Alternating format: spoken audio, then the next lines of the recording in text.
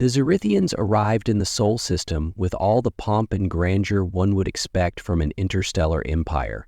Their ships, sleek and obsidian black, hovered in Earth's orbit like monoliths of authority. The galaxy knew their methods well: diplomacy first, subjugation second. They were conquerors who wore the mask of diplomats, extending a hand in friendship while the other held a chain. But humanity, in its boundless optimism, welcomed them with open arms. The summit was to be held on Mars, in Olympus Mons Citadel, a glittering construct of steel and glass built into the mountain slopes, a neutral location away from Earth's distractions, chosen to foster trust.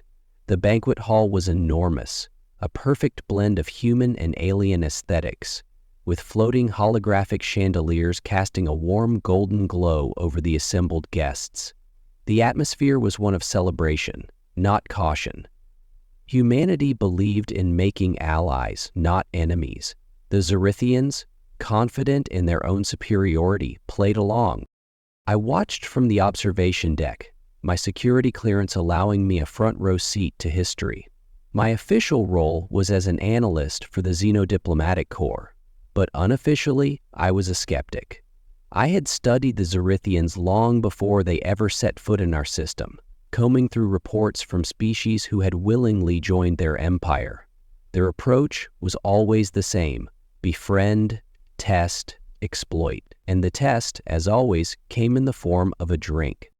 The Zerithian emissary, a towering figure wrapped in a shimmering azure robe, raised a crystalline decanter filled with what looked like liquid starlight. The wine of Resh Nar, they called it, a sacred drink shared only with those deemed worthy of the Zerithians' respect. It was, in their culture, the ultimate gesture of goodwill. A single sip was said to forge an unbreakable bond between species. It was also, unbeknownst to the humans present, a subtle weapon. The wine contained a biochemical agent, something designed not to kill, but to weaken, to impair judgment, cloud the mind, leave the drinker vulnerable. It was their way of gauging a species' resilience. Most failed the test, collapsing into a stupor within minutes. Those who proved susceptible were easy to manipulate, to control. And those who resisted, well, they were dealt with through other means. The glasses were filled, the toast was given. I leaned forward, waiting, knowing that this moment would define humanity's place in the galactic order. The first sips were taken. The camera zoomed in. The world held its breath. Ambassador Hale, a man known for his iron will and sharp wit, rolled the wine over his tongue, considering it. A slight pause. Then he smacked his lips, grinning. "Fruity," he said, "but it could use a bit more kick." He downed the rest in one smooth motion. Others followed, nodding in agreement, murmuring about the pleasant aftertaste. Some even asked for refills. I saw it then, the flicker of disbelief in the Zerithians' eyes, and I knew in that instant they had made a terrible mistake. The Zerithians were confused. I could see it in their shifting body language, the twitch of their facial tendrils, the way their luminous eyes flickered between each other in silent, urgent communication. This was not how the ceremony was supposed to go. The humans were supposed to be swaying in their seats by now, their inhibitions dulled, their minds clouded. Instead, they were laughing, asking for second pours, and discussing the wine's flavor profile like seasoned connoisseurs. The Zerithians were not embarrassed. They spoke at the wine's flavor profile like seasoned connoisseurs. I watched as one of the Zerithian aides subtly reached for a datapad, likely sending an urgent message to their analysts. I imagined the frantic discussions happening behind the scenes. Why weren't the humans reacting? Had the dosage been wrong? Had they developed an immunity? The truth was much simpler. The wine's effects were designed to disorient beings who had never encountered such intoxicants before. The Zerithians, for all their galactic experience, had never come across a species quite like humanity, one that had, for thousands of years, actively sought out stronger substances for recreation. Alcohol, caffeine, nicotine, hallucinogens. Humanity had experimented with them all, refined them, pushed them to their limits.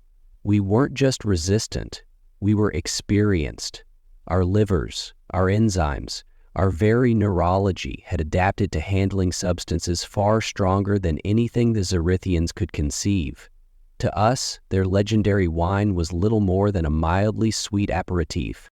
Ambassador Hale leaned back in his chair, swirling the remaining liquid in his glass. "I can't quite place the aftertaste," he mused. "It reminds me of something. Maybe lychee? No, something spicier. Cinnamon, perhaps?" A diplomat from the Martian delegation took another sip, nodding. "There's a slight floral note as well. Reminds me of elderflower." I bit back a laugh. They were dissecting the wine like a couple of sommeliers at a high-class tasting event. The Zorithians, meanwhile, were growing increasingly agitated. Their leader, High Emissary Vishaka, cleared his throat, a soft, warbling sound in his species' native physiology. It is gratifying to see our honored guests enjoying the wine of Reshnar," he said carefully. Ambassador Hale smiled. "It's truly wonderful," he said, raising his glass again. "A most generous gift. Your people must be proud of such craftsmanship." Bashka hesitated. Indeed, there was something almost forced about the word. He was trying to keep his tone level, but I could tell he was rattled. He hadn't expected this. He hadn't prepared for it. The banquet continued, and as the night stretched on, the humans remained unaffected. Hale and his team carried on discussions about trade, cooperation, and future diplomatic exchanges, completely unaware that they had just shattered a fundamental strategy of the Zorithian Empire. I knew then that things were about to change. The Zorithians had tested humanity, and in doing so, had revealed their own weakness. Now, they would have to face a truth they weren't ready for. Humanity wasn't so easily conquered. The morning after the banquet should have been a disaster for humanity. If the Zorithians' plan had worked, our ambassadors would have woken up groggy, confused, and vulnerable to subtle manipulation. They would have been too dulled to negotiate effectively, too off-balance to notice the fine print in any agreements. That was how the Zorithians operated, lulling their targets into compliance before they even realized what was happening. But the reality was far different. Ambassador Hale arrived at the morning summit looking refreshed, a steaming cup of earth-grown coffee in his hand. The other human delegates followed, appearing well-rested and in high spirits. Some even seemed more energized than the night before, their conversations lively, their minds sharp. If anything, the banquet's wine had acted as a mild relaxant, barely worth noting. The Zorithians, on the other hand, were a different story. Bashka and his delegation entered the hall with noticeably less composure. Their usual flowing grace was stiff, their eyes dimmer than before. Some of them moved sluggishly, their gestures slightly uncoordinated. I recognized the signs immediately. Hangover symptoms. I stifled a chuckle. The Zorithians had poisoned their own wine, but their own physiology wasn't built to process such potent substances in repeated doses. They had taken sips during the banquet, both out of tradition and to avoid suspicion, and now they were suffering for it. Halem took his seat across from Vashka and smiled. "Good morning, High Emissary. I trust you slept well?" There was a long pause before Vashkar responded. "Yes," he said, though the slight hesitation betrayed him. "We find your hospitality most invigorating." Hale chuckled. "Glad to hear it. I have to say, that wine of yours is truly something special. I can see why it's so highly regarded." A Zorithian aide twitched visibly. It was subtle, but I caught it. The barest flicker of disbelief. These humans still weren't showing any signs of impairment. The plan had failed spectacularly, and they were running out of ways to explain it. Hale took a sip of his coffee. "In fact," he continued, "I was hoping to get a few bottles to bring back to Earth. A gift for some of our finest sommeliers. I think they'd love to study it." The room fell silent. I could almost hear the calculations racing through the Zorithians' minds. If they allowed humans to analyze the wine, the deception would be uncovered. The truth about its chemical properties, its intended effects, it would all come to light. Vashka shifted uncomfortably. "That may prove difficult. The wine of Rashnar is sacred. It is not typically shared beyond the initial ceremony." Hale nodded as if he understood. "Ah, of course, a cultural tradition." He leaned forward slightly. "Though I must admit, I'm curious. How do other species typically react to it?" Vashka hesitated again. He couldn't answer truthfully, not without revealing everything. And that's when I knew we had them cornered. The Zorithians were quick to recover from their initial shock, but I could see the strain behind their composed expressions. Their plan had not only failed, it had backfired. Humanity had walked away from the banquet unaffected, while the Zorithians themselves were struggling with the after effects of their own supposed gift. Their strategy, the one they had relied on for countless diplomatic conquests, had crumbled in a single night. But they weren't done yet. If the wine of Reshinar had failed to weaken us, they would find another way. Their next moves were more subtle, more deliberate. Over the following weeks, gifts arrived at human embassies, carefully curated samples of Zorithian culture, exquisite delicacies, rare spices, aromatic incense, each one designed to introduce new, unfamiliar compounds into the human system.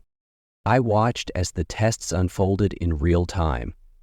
The first batch of exotic Zorithian fruits, delivered to the Mars Diplomatic Center, was immediately analyzed before consumption. The fruit's flesh contained a mild neurotoxin, something that would have left a lesser species sluggish and compliant. The humans, however, barely noticed any effects. Some reported a slight tingling on their tongues. Others described a pleasant warmth spreading through their limbs, but nothing more. The incense was next burned in ceremonial chambers where humans and Zorithians met to discuss trade agreements. The smoke was laced with psychoactive compounds meant to induce suggestibility, but the only reported effect was a mild sense of relaxation. One of the human diplomats even joked that it reminded her of certain earth herbs known for their calming properties. The Zorithians grew increasingly desperate. They refined their approach, increasing the potency of their compounds, carefully monitoring every dose. But the result was always the same. The humans barely reacted. If anything, some of the substances seemed to improve their mood, sharpen their focus, or, in one case, act as a stimulant. The turning point came when a Zorithian representative discreetly handed Ambassador Hale a vial of what was meant to be a particularly potent elixir, a drink reserved only for the most honored of guests. Hale, ever the diplomat, accepted it with a gracious smile and poured the entire contents into his glass without hesitation. I watched, barely able to contain my amusement, as he downed it in a single gulp. The room fell silent, all eyes on him, waiting for some sign of weakness, some indication that this latest attempt had succeeded. Hale smacked his lips, considered the taste, and nodded approvingly. "Now that has a kick to it," he said. Then he turned to his aide. "Remind me to bring some of this back to Earth. I think our mixologist would love to experiment with it." The Zorithian emissary stiffened. That was the moment they realized the truth. They weren't testing humanity anymore. Humanity was testing them. And for the first time, they were afraid. The Zorithians were running out of options. Every subtle attempt to weaken humanity had failed spectacularly. Their wine had been treated like a mild social drink. Their carefully engineered fruits and spices had been enjoyed as exotic delicacies. Even their most potent elixirs had been downed without hesitation, met only with curiosity and the occasional request for more. Their usual strategy, soft conquest through chemical persuasion, was useless against us. The humans weren't reacting as expected, and worse, they were growing more confident with each failed attempt. The Zorithians, however, were not known for giving up. If their subtle methods didn't work, they would escalate. And this time, they wouldn't settle for mere intoxication.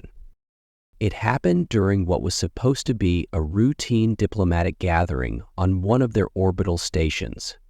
The meeting was meant to solidify trade agreements, a gesture of goodwill after weeks of unsuccessful hospitality. Humanity, of course, had no idea that this was meant to be a trap. Or rather, the Zorithians thought we had no idea. They released the toxin in the air circulation system, colorless, odorless, designed to infiltrate the lungs and bloodstream in seconds. It was their most refined biological agent, synthesized from centuries of conquest. It was meant to bypass our defenses, attack our nervous systems directly, and render us weak before we even realized something was wrong. They expected to see confusion, disorientation, perhaps even collapse. What they saw instead was nothing. The human delegation continued their discussions without pause. Ambassador Hale leaned over his data pad, going over trade figures, while his aides debated resource allocations. No one so much as blinked. The Zorithians, however, were not so lucky. Within minutes, I saw it begin. Their posture weakened. Their tendrils twitched erratically. Their speech became sluggish. They swayed in their seats, their eyes dimming. One of them, an economic advisor, slumped forward with a strangled gasp, catching himself on the table. Hale finally looked up, frowning. "Is everything all right?" Baisha's breath was uneven, his composure unraveling. He struggled to focus, his fingers trembling as he gripped the table's edge. He swallowed hard. "We must adjourn urgently." Hale exchanged glances with his team. "Are you sure? You seem unwell. Perhaps we should call for medical assistance." It was a perfectly delivered line. Concerned, professional, but with just enough of a knowing edge that Vashka flinched. He realized in that moment what had happened. The humans were unaffected. Their toxin, their best, most potent biochemical weapon, had done nothing. Instead, they had poisoned themselves. Hale sighed, leaning back in his chair. "You know, I have to admit, I was wondering when you'd try something like this." He took a sip of water, perfectly at ease. "I have to say, though, I expected better." For the first time in his life, Bashka looked truly terrified. The silence in the room was suffocating. The Zorithians were struggling, physically, mentally, politically. Their great plan, their fail-safe method of soft conquest, had not only failed, but had turned against them in the worst possible way. They had poisoned their own delegation, while the humans remained completely unharmed. Ambassador Hale took another sip of his water, watching Bashka with a patient, almost amused expression. The other human diplomats, though maintaining their professional composure, were clearly aware of the situation. A few exchanged subtle glances, waiting to see how the Zorithians would try to salvage their dignity. Bashka, for all his discomfort, was still a seasoned diplomat. He clenched his jaw, forced himself upright, and exhaled slowly. "There appears to have been an error in the environmental controls," he said, though the slurred edge to his voice weakened the illusion of control. Hale tilted his head slightly. "Oh?" Basha hesitated. He could not admit to the truth, not outright. That would be tantamount to a declaration of hostilities. But he also couldn't ignore the undeniable reality before him. His delegation was suffering, struggling to even remain seated, while the humans, the supposed targets, sat unbothered. He swallowed his pride. "We may require some minor, medical assistance." Hale smiled politely. Of course. I'll have our medical staff coordinate with yours immediately.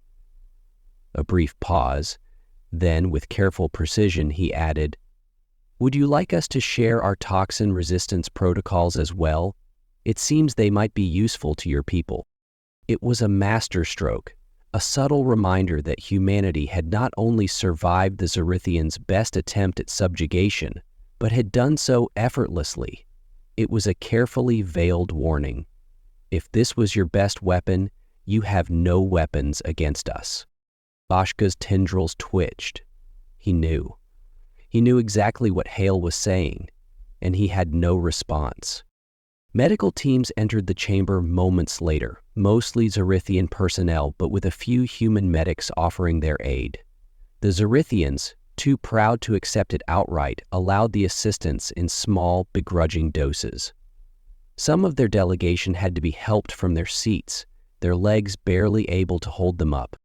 And all the while, the humans remained seated, watching, not gloating, not mocking, just watching.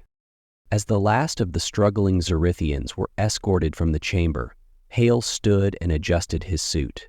"Perhaps we should reconvene at a later time," he said casually. "Wouldn't want to push anyone beyond their limits." Bashka gave a stiff nod. That would be wise. As the humans made their way out, I caught the look in the Zorithian emissary's eyes, calculating, desperate, shaken. For the first time in their long history of expansion, they had encountered a species they could not control. And I knew, beyond a shadow of a doubt, that the balance of power in the galaxy had just shifted forever. The official record would state that the talks were temporarily postponed due to unexpected health complications among the Zorithian delegation. That was the diplomatic way of saying they had poisoned themselves in a failed attempt to subjugate humanity. But those of us who were there, who had watched the entire charade collapse in real time, knew the truth. The Zorithians had tried to break us, only to realize we were already unbreakable. In the days that followed, the Zorithian envoys withdrew to their private quarters aboard the orbital station, citing the need for recovery. Their usual overconfidence, their quiet arrogance, was gone. Instead, there was only silence.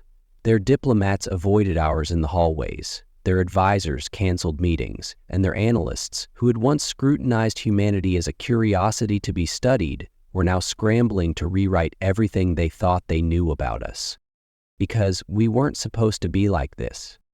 To them, humanity was a young species, new to the galactic stage, untested and naive. They had expected us to be like so many others before us, eager, trusting, vulnerable to subtle coercion. They had anticipated compliance, submission, the slow erosion of autonomy under their guidance. But instead, they had found a species that had spent millennia building tolerances to every poison, intoxicant, and chemical deterrent they could conceive. They had found the species that played with fire for fun, that willingly consumed substances that would leave most other beings comatose. More importantly, they had found a species that had recognized their game from the beginning and played along just to see how it would end. Exercise is a wonderful way to start the day because it doesn't distract us.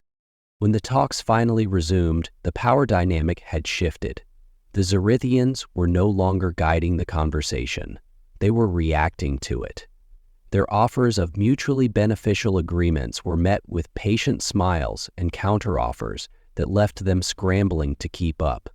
Every negotiation, every trade deal, every diplomatic exchange now carried an unspoken truth. Humanity was not to be underestimated. Bashka, to his credit, attempted to salvage what he could. "Our people value resilience," he said at one point, choosing his words carefully. "Perhaps there is much we can learn from each other." Hale smiled, the same polite but knowing smile he had worn throughout this entire ordeal. "Oh, I think that's a wonderful idea," he said smoothly. Cultural exchanges, scientific collaborations. I'm sure there's plenty we could teach each other. Vashka nodded stiffly, though we all knew the reality of the situation.